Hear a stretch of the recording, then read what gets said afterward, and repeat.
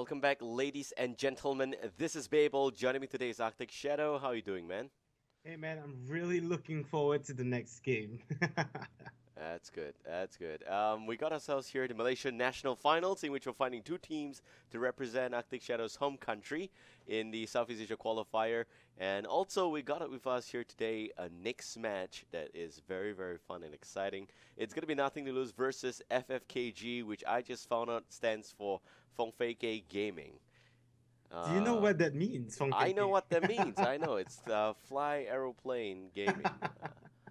Well, Just direct translation, yeah, but Yeah, just to explain to the people or viewers from North America or from other regions who don't understand Cantonese, that is basically a no-show.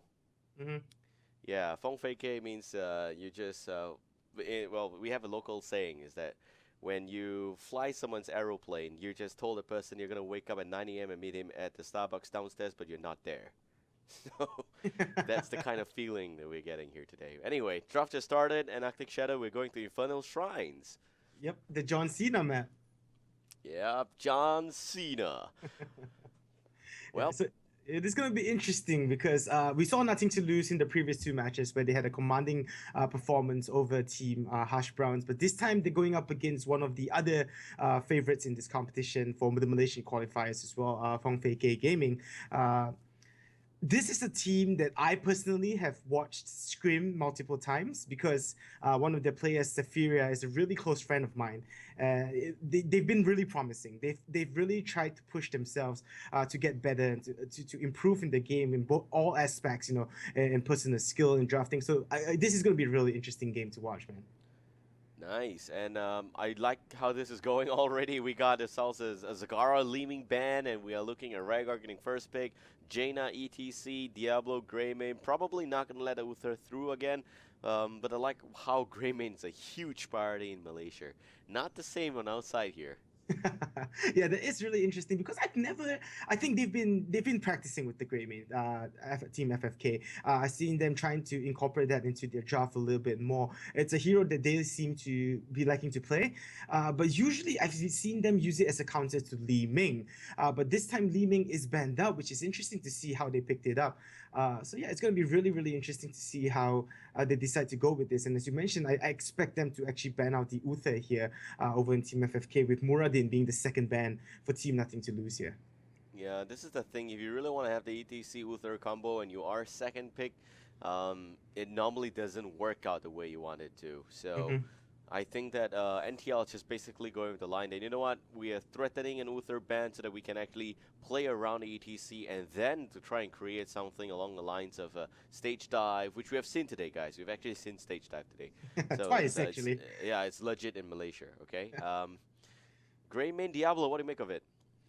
Greymane Diablo, man. Greymane is just one of those heroes that can just do so much burst damage, and his ability to maneuver around and fight is just crazy. Diablo, one of those heroes that can just initiate really really well as well. I like the combination of the two together.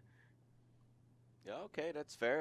We're gonna see that ETC Tirana. I was about to say that you still have the old school Tirana ETC combo, Hmm.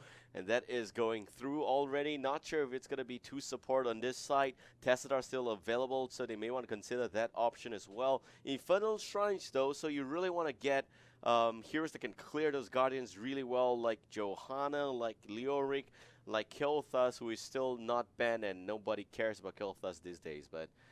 Yep, there we go. Johanna, Taranda, ETC, Jaina. Pretty strong lineup. Yeah, I would expect Hiltas to be picked up here by Team FFK though. But what do you think about the Tirana pick on Team NTL? Do you think it may even be a counter to not counter, but like to not allow Team FFK to pick it up? With the Tirande Diablo combination as well. I've actually seen them run it two support heroes over in Team FFK, and with Rega and Tirande both being hybrid supports, I would say that can dish out quite a bit of damage as well. Yeah. Yeah, it might even be that for Team NCL picking up the Tirande. Yep, definitely. I actually kind of like that. The problem here I have with this draft is that it's two warriors instead of NTL, and two warriors is very old school. The hands down way to bid this is really just pick up the Tesla for FFK, because if they can pick up the Tesla here, two support, you're gonna out-sustain the two warriors regardless. That's Mhm. easy gaming. Feldstad, Sylvanas, whoever that they're contemplating right now is the secondary damage dealer spot, which Mhm. I think going for Kilthus makes a lot of sense, but nope, they're going for Sylvanas. Sylvanas is fine. Sylvanas provides some extra control as well as silence mechanic. I don't like Thrall though, because you don't have Uther, you only go on Rhaegar there. Rhaegar's probably uh, very much obsessed with keeping one target alive, and that's Mhm. only going to be Thrall if Thrall's in his game. Greymane is not going to get any support, and Greymane you really want to jump in as well. So, wow, it's not going to be easy. Yep, I definitely agree with you here, picking up a second support. Even like as you mentioned, maybe a Tassadar, even a Malfurion for sustainability. Because as you mentioned, Greymane is one of those heroes that needs to go into fights and he needs that sustain. With a Diablo as well, who's going in up in the front lines, against a two warrior composition that is NCL. I do agree with you that two supports, hybrid support type heroes would definitely fit well into Team FFK here. Will they be able to hear us here with 6 seconds left? But it does look like they're still going to shadow pick the troll. It seems to be a hero that they like, and they are in fact going for the troll. So Okay. I don't really like this. Well, Thrall has got some form of self-sustain, so it's not that bad. Mhm. Um, Yeah, there we go, Lunara DOT. And it's not going to be easy at all for FFK Mhm. already. They've got two wars on the side of NTL. They've got some pretty good damage dealers, some DOT in the form of Lunara, Jaina for the burst, Taranda going in with. Taranda is also pretty viable for damage dealer because she does have the Hunter's Mark, and that's actually pretty much the deal with on the side of FFKG. Mhm. For Diablo, solo Diablo, I think. Well, the problem I have with this line on the side of FFKG is that I don't think they've got like synergy. It's like you're trying to make a relationship work, and Mhm. all she ever wants to do is to not play game. And you are a gamer, so nope, I don't see that working out, boy. That's just what it looks like to me. Sylvanas Diablo, the guy's probably gonna go for Apocalypse here. Maybe we're gonna have a bit of a Chinese meta. Yep, a bit of the Earthquake Apocalypse. We've seen that before in China in the Gold League. That was pretty exciting to see as well. But the success rate of that is only like what one engagement in like 3 fights, so pretty low success rate. Yep, I definitely agree with you there. But looking at the team NTL side as well, they do have some sustainability on ETC and Johanna as well. Both really tanky heroes. But Tirande not the best healer as we mentioned before. It's a really hybrid. It can dish out quite a bit of damage here. Do you think that will pose a threat for Team NTL not being with Tirande not being that strong of a healer? Yep. Taranda is not good at all when it comes to solo healing, but I Mhm. think she'll have to do for now.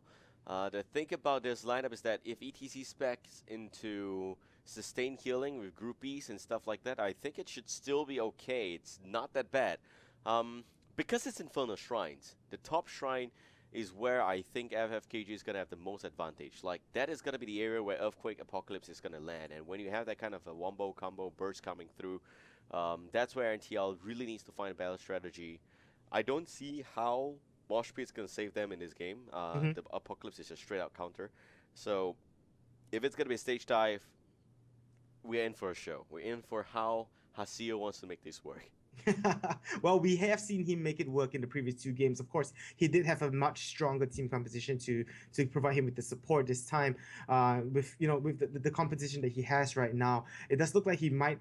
Johanna will probably have to stay in the backlines to keep Jaina alive because if Greymane goes in for the Jaina and takes him down early on, they kind of lose quite a bit of their damage there.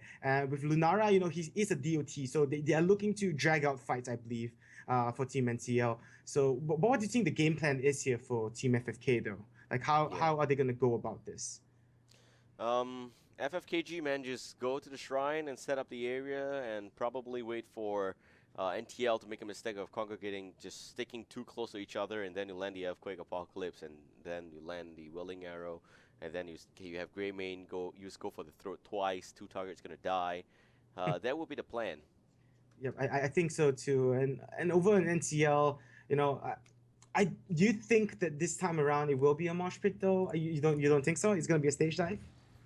Sorry again.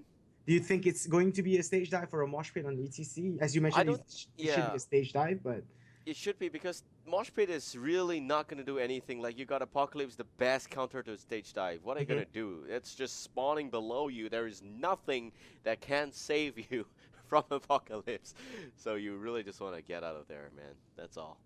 Yeah, that is true. So, what are your predictions for this game, man? Whose draft are you liking a little better here? Oh man, this is gonna be close for me. I actually think that NTL Struff is slightly better, slightly better, but I think that at post level 10, FFKG is just going to spiral out of control. So pre 10, I'm giving this to NTL. They got two warriors, pre level 4, they're going to have a very good time rotating. You also have to run the ETC for the room-centric comms. Hmm. Post level 10, I mean, so for the first shrine, it should be going towards NTL. It's going to be up to how much of advantage they can get from first shrine. The second shrine onwards, it's going to be pretty much even. If it's a top shrine, and if FFKG has the best luck in the world, and it's like 1 out of 3 luck to have the shrine spawn on top, then they should be having a pretty easy time to cruise through that and will equalize pretty easily by level 13. However, if it's a mid shrine or a bottom shrine, then it should be pretty much up in the air. But in a nutshell, you ask me, I'm going to favor NTL probably 51%. Because FFKG's lineup is too execution reliant, and I think it's very hard to pull it off. Yeah, we'll see if they can get the execution off over in Team FFK. As you mentioned, these two teams, two of the 3 favorite teams going into the Malaysian qualifiers final to represent Malaysia here. So it's going to be really interesting to see, you know, with NTL getting a slight warm up as well in the previous game, you know, getting the hang of the playing at the LAN tournament. This is a LAN tournament happening at Orange Stadium here in Malaysia as well. So they were able to get 2 games in to give themselves sort of a warm up here. So they should be into things, you know, and they should be feeling quite good about themselves, having a huge, commanding performance in the first 2 games. And, you know, we saw the Hasio X on the ETC. We've seen it picked up 3 times now. So who knows, maybe a respect ban towards ETC soon for whoever's facing up against NTL, because it seems to have been working out so far for them. Team FFK, though, as you mentioned, you know, post 10, you know, they're going to spiral out of control for Team FFK. But pre 10 is where the game is for them. They have to try and keep as close as they can to Team NTL and not to fall too far ahead, too far behind. Sorry, my apologies there. And yeah, so it's going to be interesting to see how this game plays out. Yeah, it is, and we have to always remember that there is the Johanna to worry about. She clears lanes like cutting through cake, and I think she also clears the Guardians really, really well with Jaina behind. Lunara, not the best hero to clear Guardians, but I think that Lunara should still have those Thornwood Vine at level 10 to help her out in that department, so it's not that bad. Jaina, Johanna, that's going to be it. So I think right now we are actually waiting for the game to begin, but we have done a lot of theory crafting. We've said a lot of things. We've basically tried to read this game to level 13, and that's really, really probably one scenario in our mind that may or may not happen. Maybe right off the bat, NTL just loses a team fight, and they are just like 5-man team wipe. And guys, we are 100% wrong. There's nothing we can do about it. But FFKG just won that game there, I think. For now, though, I think it's fair to say that there has been a little bit of a history between both of these teams. NTL is one of the team that's been around for a very long time. I think that previously they've been playing in the Road to BlizzCon circuit last year, so they didn't qualify, but they were top 3. No, wait, they were not top 3. They were one of the 4 teams that went in with a huge chance of qualifying, and they were the first to get knocked out. A bit anticlimactic there. Yeah, I'm sorry, but I'm just trying to remember stuff. Doll Eater and Om Nom Nom, those 2 guys, I know. They used to be playing under Team Potatoes, and that is the 2nd place team in Malaysia in 2015. Correct. So they changed the roster a lot. I think Zephyria is your friend. Like I think you said Zephyria is your friend, right? Yep, he is. Right. So definitely friendship bonus points will go towards FFKG right now. Stearns84, man, is also a pretty decent player.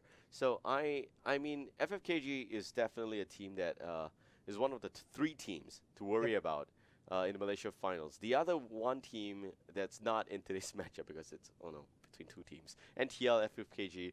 The 3rd team we're talking about, I think, is Prospector Hots. Yep. Malaysia. Whose team is that? Is that I don't know. Can you tell me who's in that team? I'm actually not too entirely sure myself. I just know that they were the first team to qualify. The first qualifier. Zero and a bunch of players who just joined the game, but they're very much individually accomplished mechanical players from other MOBAs. So I'm excited. I'm excited for them.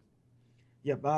Team FFK is, I would say, they're fresh blood. They're new talent. So, they basically were just pup players. I would say that we've been playing the game almost religiously for the last maybe 4 to 5 months.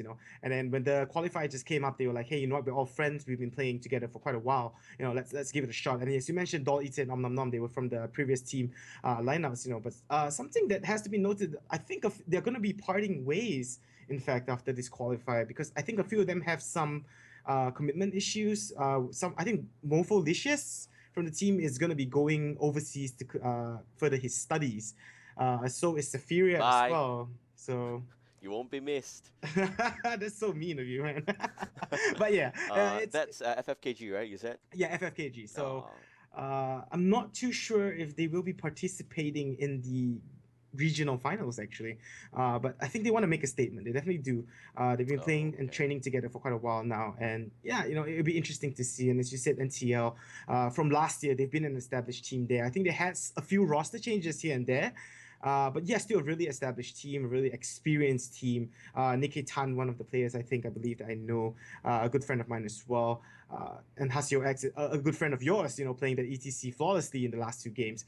He's going to be one of the players to watch, in fact. But how do you being from Singapore, and with Yeah, Singapore right. being the strongest region in Southeast Asia right now, how do you think, based on the games that you've seen so far, how do you think they match up to Singapore right now? Do you want the politically correct answer, or you want a straight up Babel, I the real want deal answer? I want your honest opinion. Okay, I'm gonna give the PR version first. I think every region has a chance. Now I'm gonna give the Babel straight up version. Don't lie to yourself. Singapore's gonna take this. So Oh, ooh, some just friendly don't even rivalry. Yeah. try. Don't, Oh, no, okay. it's not a rivalry. Rivalry is where you have two people with equal chances of winning something. It's called rivalry. What Oh, we're having here is a stomp. That's not rivalry. oh, That's just shots like fired. that's like we're the boot, you're the end, boot, end. That's about it. It's very simple. It's a very simple mathematics, and I mean I'm just having fun, guys, and I'm joking, but I think that Singapore has the best shot. Yeah. I do have to agree with you somewhat, but being from Malaysia, Malaysia and Singapore, Oh, we've pride. Here always we go. had this, this rivalry, as you said, between the two of us, Yep. So I have to root for my local countries, and hopefully we can cause an upset. I think that's something that you would want to see as well, that Yes. Malaysia rising up to the challenge and causing an upset to Yes. Singaporeans. I believe you would be more than happy to see that Yeah. as well. I'm the kind of guy that really likes it being close because I like to give people false hope, and then all of a sudden take it away. Like, oh, you thought it was that close? No. Uh, yeah, that would be fun. I mean, I'm excited for regionals, and I believe that in all of SEA, if you look at 2015's Road to BlizzCon, and this is facts. This is not me, BM. This is just facts. Singapore came out on top. Second, we had Filipinos, and I think in the third place we had Thai, Mhm, and in fourth place we had Malaysia. Malaysia's grown a lot. Malaysia's mhm. grown a lot in the last 6 months. Really, really good place coming out of Malaysia already. But Filipinos, that's gonna be exciting, and we are actually gonna be covering their games next weekend. So next weekend is gonna really be exciting for all of us as well. Philippines, and then we are gonna have also Thailand on Sunday. So just letting you guys know the broadcast schedule for SEA. And the week after that, we're gonna do Southeast Asian games. But today we're all Malaysia, and I'm actually kind of worried. If what you said is true, FFKG may not be able to make it for regionals. Um, that is actually one very good team from your country that may not be able to they may not be able to make it, even if they did qualify. Mhm. Ooh, this I is gonna be tricky. I think they're working things out between themselves. Obviously they all want to play in the regionals, no doubt. Nobody wants to, not play in the regional finals. It's a chance at, just ultimate glory here. But hopefully they are able to work out, some of the issues that they do have within their team and make it if they do in fact qualify. Yeah, I would really hope to see them there. I mean, this is a good team. Doll Leader, Om Nom Nom, Mofolicious, these guys, they have been around and they have been trying very hard. So it is a bit of a waste to just give it up at the end. NTL against FFKG, that's the matchup we're bringing you right now. Game 1 goes to Infernal Shrine. I am Babel. Joining me today is Arctic Shadow. Very happy to have you here, man. Happy to be here, man. Trust me. All right, and on the blue team, we got FFKG, Fong Fei Gei Gaming. And Muffle going to be playing as the Greymane, Nom Nom onto the Diablo Stearns, 84 playing as Thrall, Doll Eater onto the Rhaegar. Last but not least, we got Sylvanas being played by Sephiria. And over on the blue team, we see again Hasio X on the ETC, the hero to look for in this game, as he has a commanding performance in the previous two games here, and he was the person that initiated a lot. We see Daijobu on the Jaina, Ilokai on Lunara, Vinditas on Tirande, as well as Nikitan on the Johanna. I believe Johanna is also one of those heroes that Nikitan just loves to play. I've seen it a lot. I've seen him play it a lot as well. Yeah. All right, chat, we're going to need your help right now. Please let us know why Arctic Shadow is having the red team on the left side and the blue team on the right side. Twitch chat, please let us know how we can fix this, because it has been that way for 2 games. And I'm having a standard blue on my left, red on my right, so it could be colorblind options. I don't know. Are you colorblind? No, I'm not colorblind, but it does seem to be that way. I'm not too sure. It's okay. Maybe you should check the setting. Yeah, well, we'll fix it at the end of this game, but do note, guys, blues on the left, that's FFKG, NTL on the right, and yep, I guess we got game here. Yeah, we do have the game here. It's both teams making their way towards the middle lane. We do see the Rhaegar going towards that top to continue with his soak. Middle, we see the Troll Diablo as well. Sorry, Rhaegar's in the middle lane. My apologies there.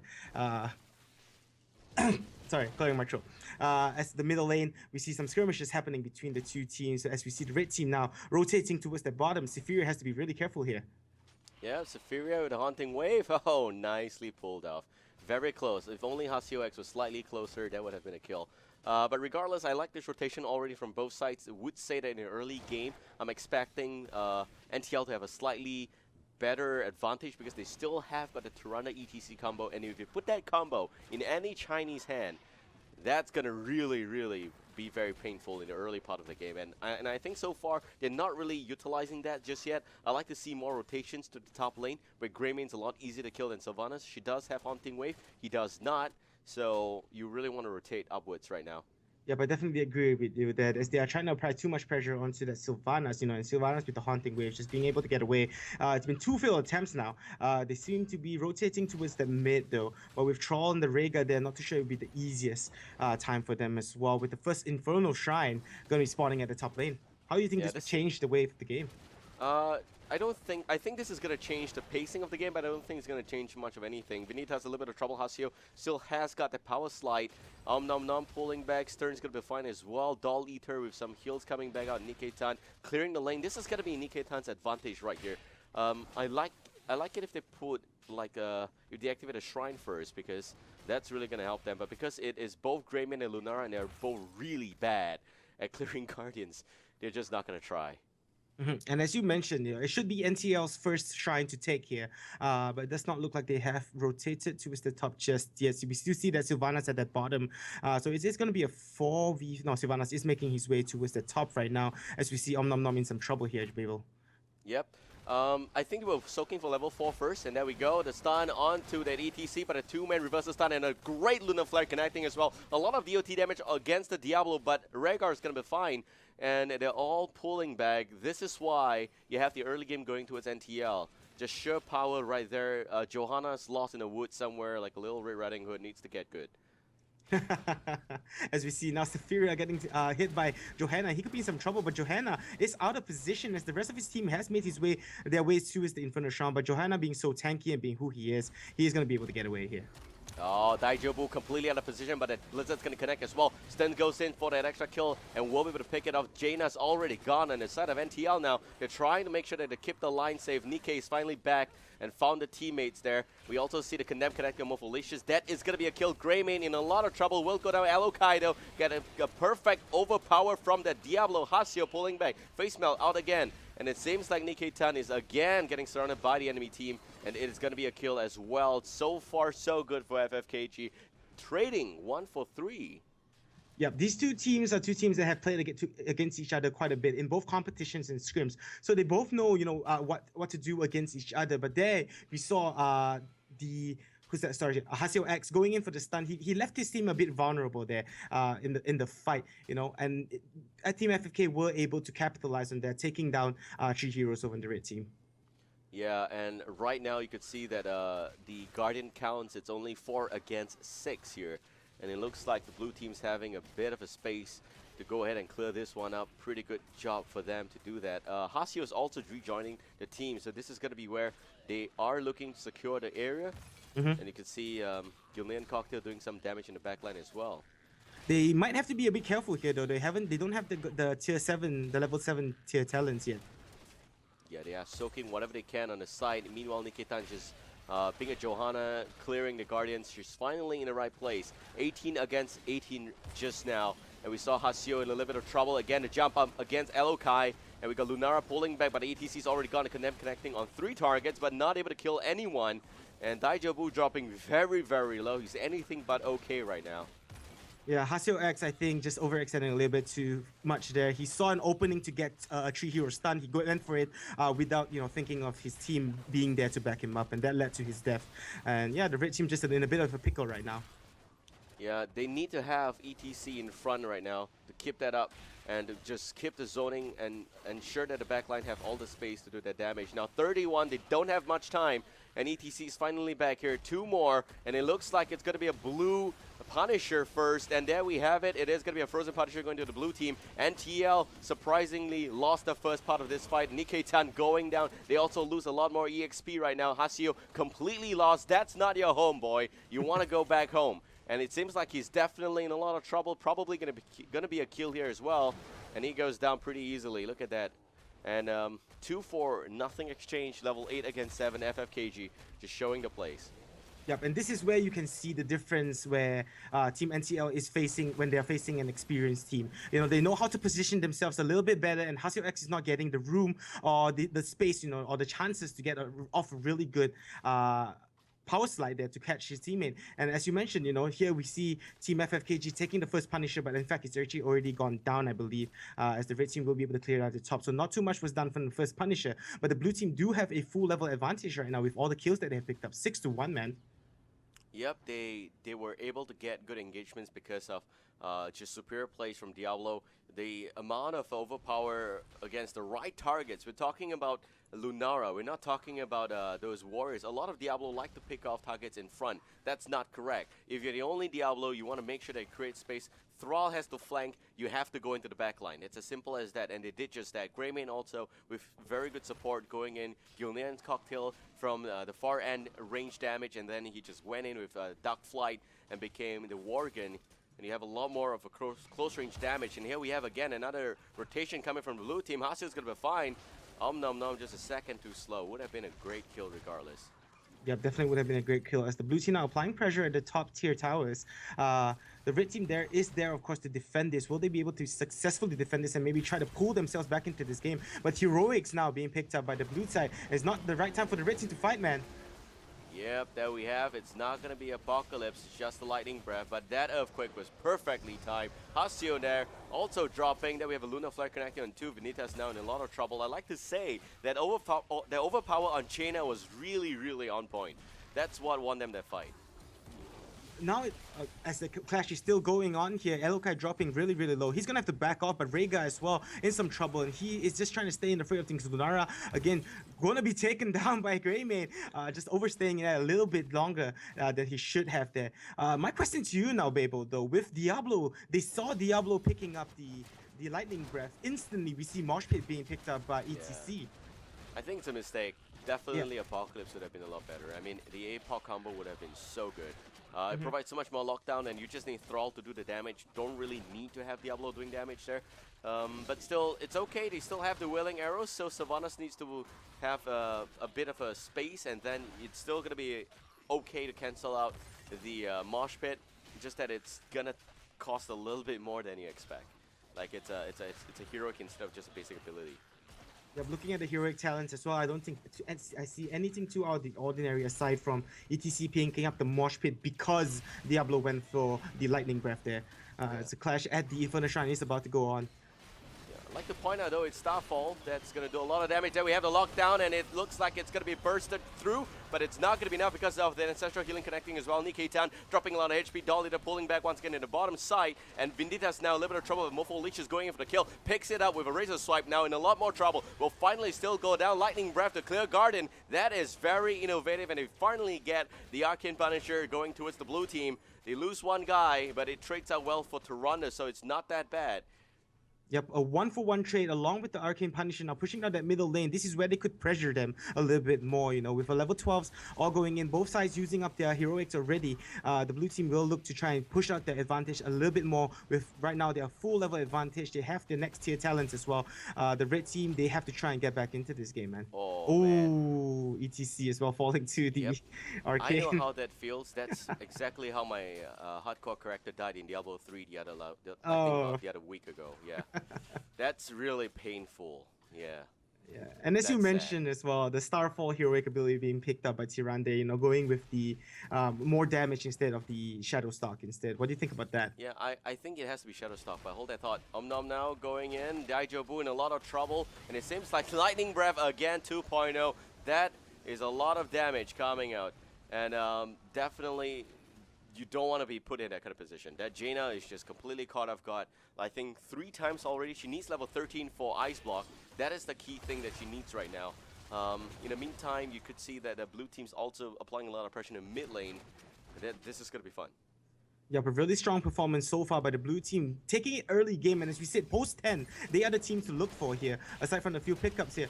The red team going in with a skirmish along the blue side. They have to get away here. They haven't reached at level 13. This could be some trouble here as Vinditas gets taken down early on in this fight. They have lost their healer, and the red team is just trying to back off as far as they can. Elokai dropping really, really low, but he will be able to get taken down by the Greymane. Ring of Frost going to be used, but not going to really connect onto anyone. Nikkei Tan going back into the fray with the Diablo, tossing him back as he gets taken down as well. Hasio S going to connect with his Mosh Pit. That's going to be it, as there's no more damage left for the red team. A 4-man team white for the blue side as they pull 2 levels ahead. Disaster here for the red side.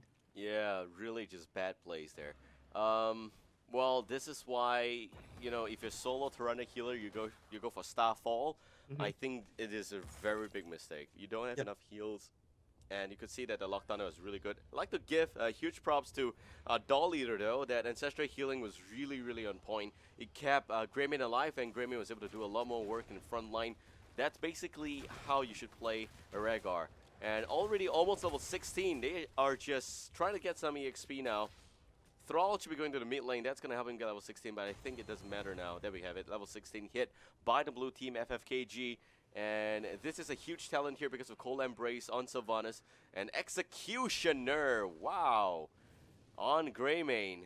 Who's going to slow and stun the other guy? In fact, is going to be causing havoc for the red team here, as they are going to be able to reach level 16 as this Infernal Shrines pops here. I don't think it's the red team's time to fight. I think they have to back off and maybe give this one away.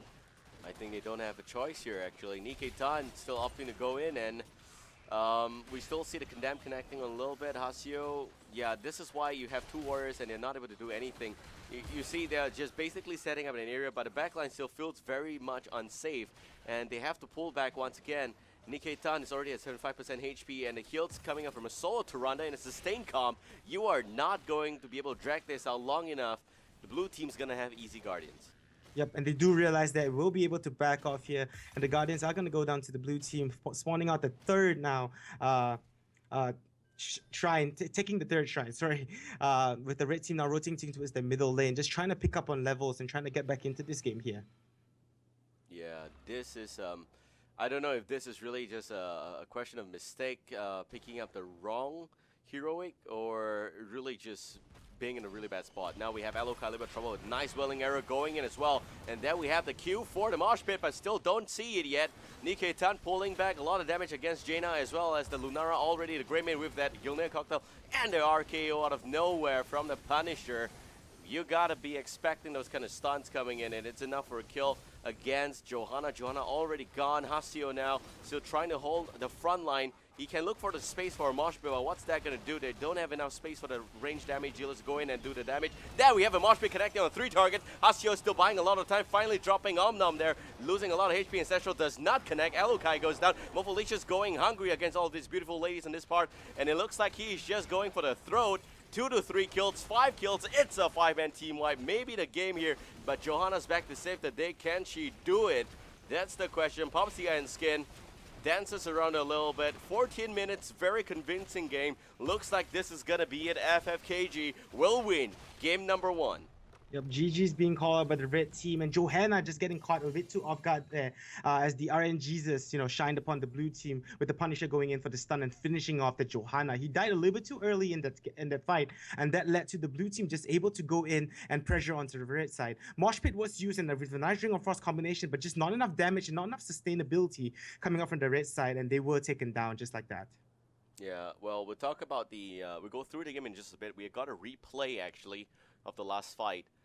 And look at this. This is great positioning from Omnom once again, catching the back line. A very good silence, but I think this is exactly where he should be going for a mosh pit.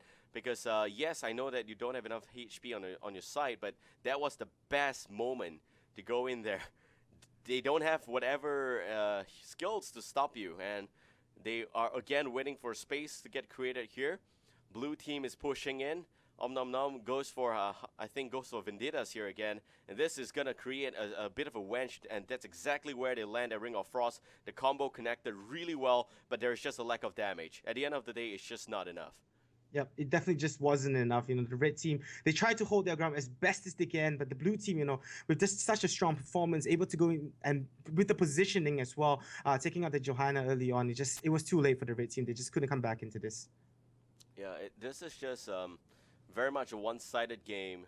Pure control from FFKG, very good execution, and I would say that not going for Apocalypse there actually kind of worked out. No idea why, but Lightning Breath was not my intended pick. Same goes for Starfall. I think Starfall is the biggest mistake there.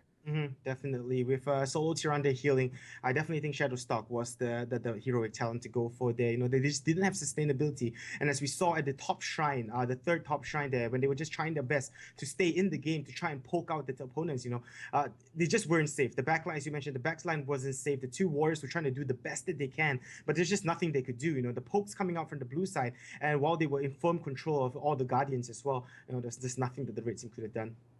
Yeah, definitely would say that red team just didn't have enough heals, only 24,000 up in heals, as well as the fact that at the end of the day, it is just the backline not feeling safe. You have 3 good damage healers in the backline, but they're up against Thrall, Diablo, and we could count the number of times that Diablo went in against Jaina, Lunara, and those are targets that once they get comboed by Diablo, you are in a really bad spot.